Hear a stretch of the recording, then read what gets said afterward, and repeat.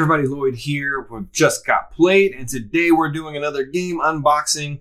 Today we're looking at Marvel United X-Men First Class. This is continuing coverage of the Marvel United X-Men Kickstarter all-in unboxing. So pay attention to the channel, stay tuned. We're going to be unboxing everything in the all-in pledge minus the cardboard locations and the plastic tokens. So this is the First Class expansion. This comes with the original X-Men and their original gear, and it comes with two bad guys.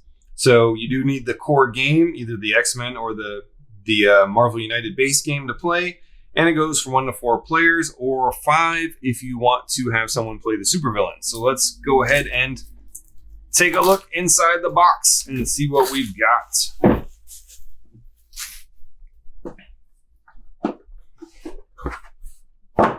So we got the rules here, and let's just flip them over.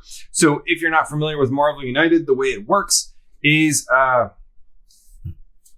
the base game is essentially a co-op where you are playing the heroes trying to take down a villain. The villain's going to move around 6 location areas in the game, and you need to knock out the villain before he completes his villainous plot or knocks you guys out. You do that by rescuing civilians, defeating thugs, or clearing threats, and then you can fight the villain. All of these expansions add new game modes or little rules tweaks and add-ons and things that you can mix into other facets of the game to mix up the game and give it a little bit more depth or a little bit more randomness, or just to add kind of like a campaign style mode to it. So it looks like what this one adds is we have the Danger Room Challenge, and then we have some training cards. So training cards are at the disposal of the hero who gains them. So you're going to be able to win training cards whenever you go into the Danger Room. It appears. And so that's going to kind of change those up, because these cards are probably going to give you stuff to do on your turn. So let's go ahead and take a look and see what we've got. We've got the Danger Room alternative end of turn. So we've got this little Danger Room add-on to the locations. We've got some little punch tokens for Frost. Now let's see what our main locations in this game box are. So we've got Island M, the Cape Citadel, and Xavier's School for the Gifted. So I believe with the Danger Room Challenge, you just slap that on to one of the other locations, and then you can win these training cards. But we'll get to that. So what we have here is we have 2 villains that you're going to fight at the same time. So we have Scarlet Witch and Quicksilver. They do have some special setup rules. And if someone is playing as the supervillain, the heroes are going to get these starting tokens to help them out. So it's always cool whenever you have the game mixes it up and you're fighting multiple villains at the same time. It just changes things up a little bit. They each have their own BAM effects. They each have their own life totals. So you have to knock them out individually. And they do have some special rules and some overflow instructions. So whenever the locations get too many people on them, something bad typically happens. So that is the villain dashboard. You're going to play them as a team, so they do not play solo. Let's go ahead and take a look at the decks of cards, and then we'll come back and look at these training cards.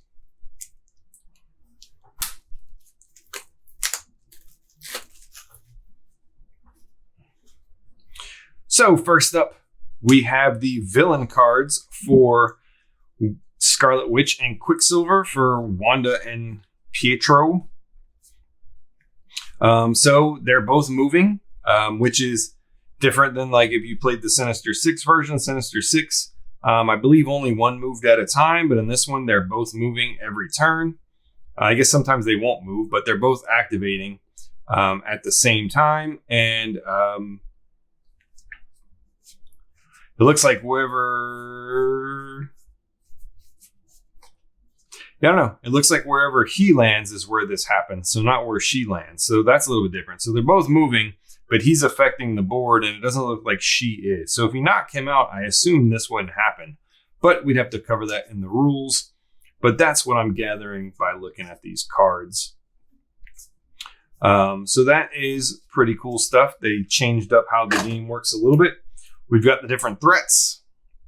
So these are the things that you need to clear in order to be able to attack them. So they all require heroics, it looks like. Sibling duo, troubled loyalty, and chaos magic. So they're all going to require doing heroic feats on them in order to clear them off. Yeah, what is those there? So let's take a look at first. We have Angel. Now, it doesn't appear that he has a starting hand card. A lot of the heroes in this game do have a starting hand card that is kind of an ongoing ability. The sooner you get it out, the better. But Angel doesn't have one. So this is original Angel before he's Archangel. So if you're keeping count, there are 3 different Angel minis in various forms in this expansion, in this Marvel United X-Men set. But here we go. We just got, he's flying around. He's saving people. I really dig the art on these cards. You may not be into the chibi style, but I do think it's pretty cool. And the best thing is that it's all original artwork. So you're not going to see this artwork anywhere else. It's not going to be like, oh, hey, where did I see that? Which comic is that from? And that may be a plus or minus to you, but I think it's a plus because that means it's all original artwork. So that is cool. So that is Angel.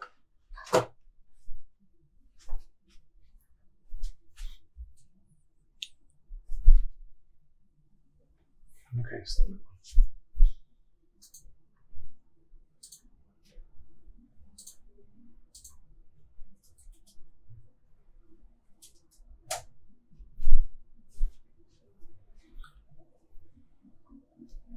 okay, next up we got Beast. And again, Beast does not have any starting hand ability. So this is Beast from First Class. They had to distinguish that because there is another Beast. They did keep the icon upside down like the main Beast from the core set.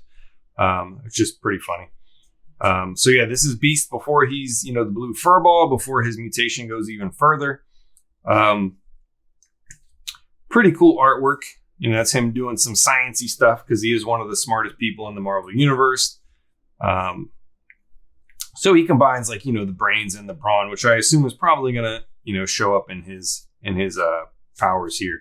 So he's got like brilliant student gain, one of each, one of those, and then you get to do that. So that's pretty cool. Star athlete, can move and do lots of heroic stuff.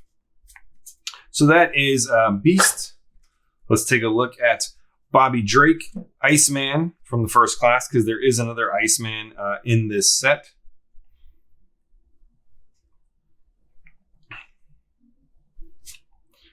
So,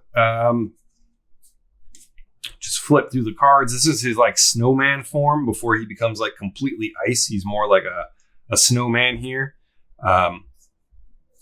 Which is pretty cool. It's a nice distinguishing feature between him. It's funny that his boots, he's got boots. So it looks like he's naked otherwise, but his boots do not ice over, apparently. But cool art. He's making a shield there. Nice stuff. Next up, we have Marvel Girl. This is Jean Grey when she's younger. And she went by Marvel Girl. So she's ripping some looks like maybe a robot she's ripping apart. Doing some telekinesis stuff there. There she's probably doing some mind control stuff. Oh, there's the classic Xavier pose. Fingers to the head to signify he's thinking really hard or she's thinking really hard. So there you go. That's Marvel Girl. Again, she didn't have a starting hand card. None of these First Class guys did. Or gals. There you go. That's Marvel Girl. Next up, we have Scott Summers, Cyclops from first class, because if you're keeping track, there is another Cyclops. And I believe that is in the base set as well.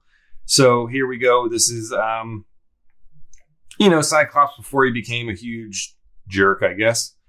But that's pretty cool. He's doing his classic, like, beaming up at the sky there, foreshadowing the jerk that he's going to become in the future. Like I said, all in all, pretty cool artwork. I always dig this custom art here. And here we have the Danger Room challenge. So setup, attach a Danger Room to the hero's starting location. Okay, so yeah, it goes to a random, well, not a random location, but wherever your heroes start, which typically is random. Once the location's threat has been cleared, heroes can choose to use the Danger Room's end of turn effect instead, drawing a training card. These grant either permanent effects or must be discarded to take effect once. So, yeah, you're going to add this Danger Room to a location, and then you can gain this instead of the normal end of turn effect. So let's go ahead and take a look at these little training cards and see what we get out of them.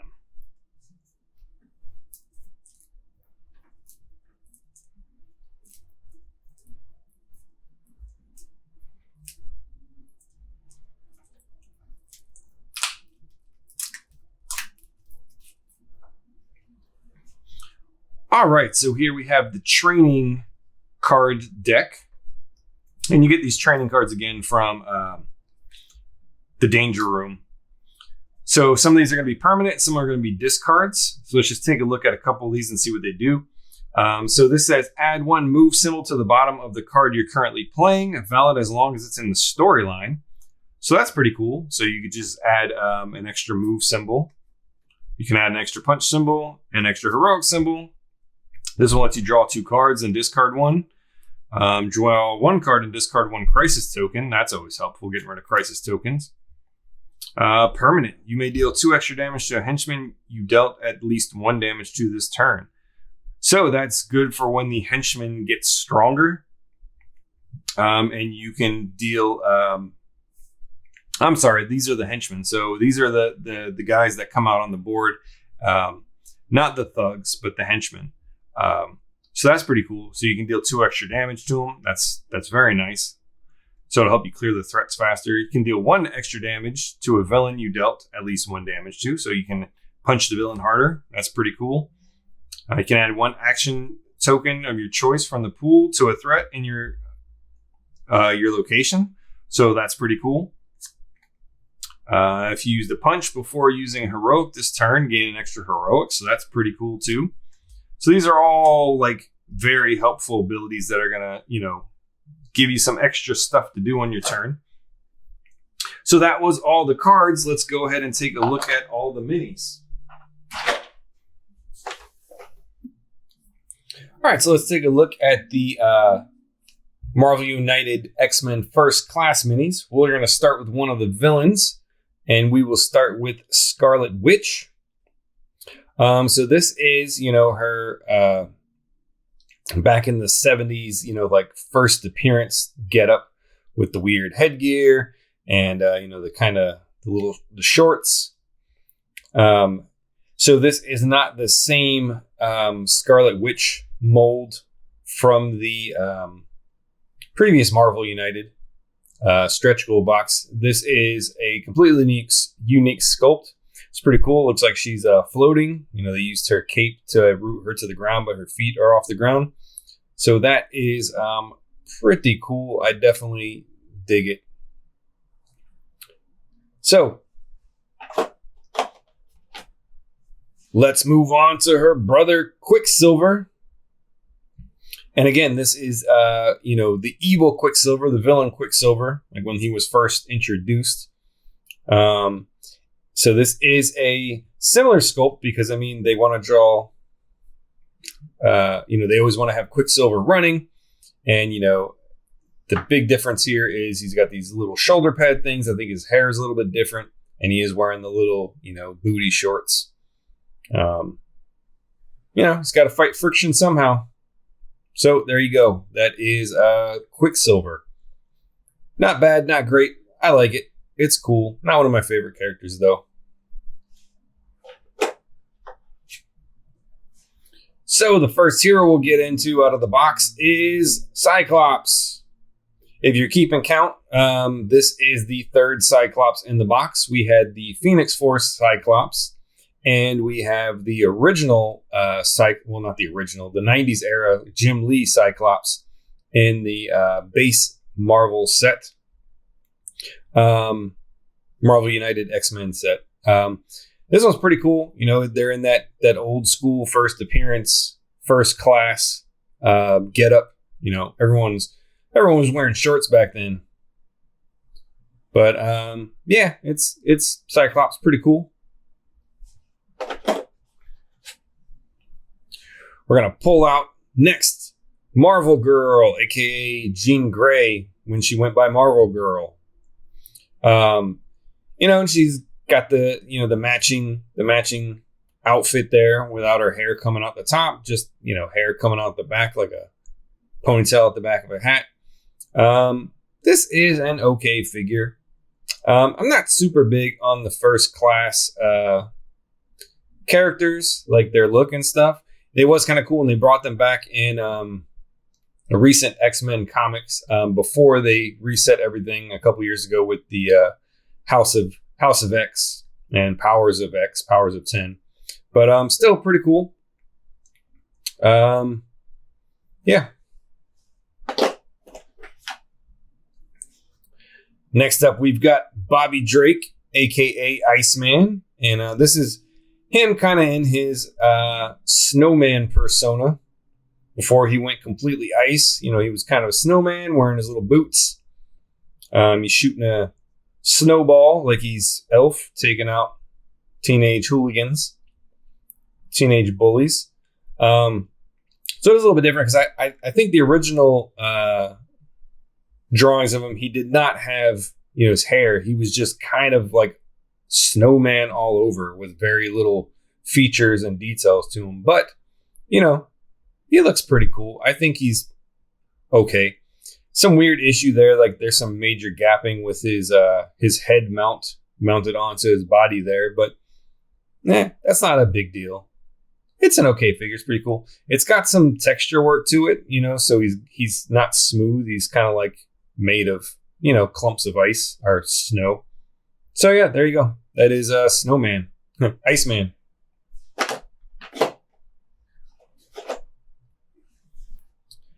Next up, we have First Class Angel. And this is a pretty cool figure with those wings outstretched. You know, and it kind of looks like he's getting ready to take flight. This is a pretty cool figure and a completely different sculpt than Archangel, and from the Gold Team box and from the Horseman box, you also get a version of Archangel, which is Death. And again, completely different sculpt, different pose, everything. So yeah, this is a pretty cool figure. I definitely like the wings on this one. Everything looks and fits together really nicely.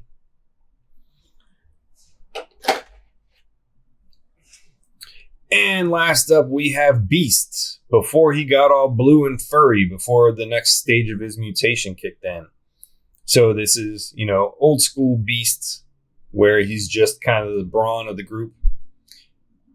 Brawn, it's kind of funny because he's got like he's got the bronze, the brains, and the agility, because, you know, he like flips around everywhere, and he's strong, and he's also super smart. So yeah, he's kind of like the one-man team. Who needs Scott Summers when you got Beast?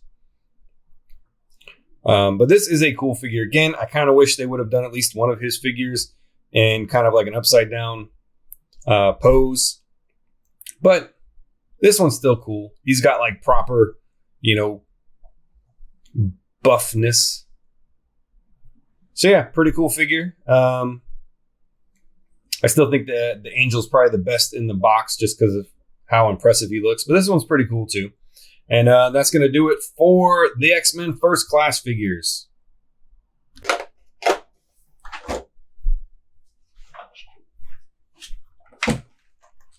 So let's go ahead and put everything back in the box. So we've got our little vacuum molded piece to put on there. Toss these guys in, I guess. And then it looks like these are going to go in on top. Like so. These probably should have went in the bottom of the box somewhere, but that's fine. We'll get to them. Actually, we'll just toss that. I have no need for it anymore. Oops. So yeah, that was X-Men First Class, Marvel United X-Men First Class expansion. Stay tuned to the channel to see all of the X-Men Marvel United All-In Pledge. We're going to be unboxing everything, including the stretch goal box, so you can see all the different characters that are in there. Let us know what you think. Did you back it? You planning on trying to pick it up in the aftermarket because you missed the Kickstarter? Or if you have any questions, let us know and we'll try to answer them as soon as possible. Thanks for watching. We hope you enjoyed the video, and if you did, please leave a comment or hit the like button. It really does help us out. If you have suggestions for future videos, let us know in the comments as well, and then subscribe to see what we come up with next.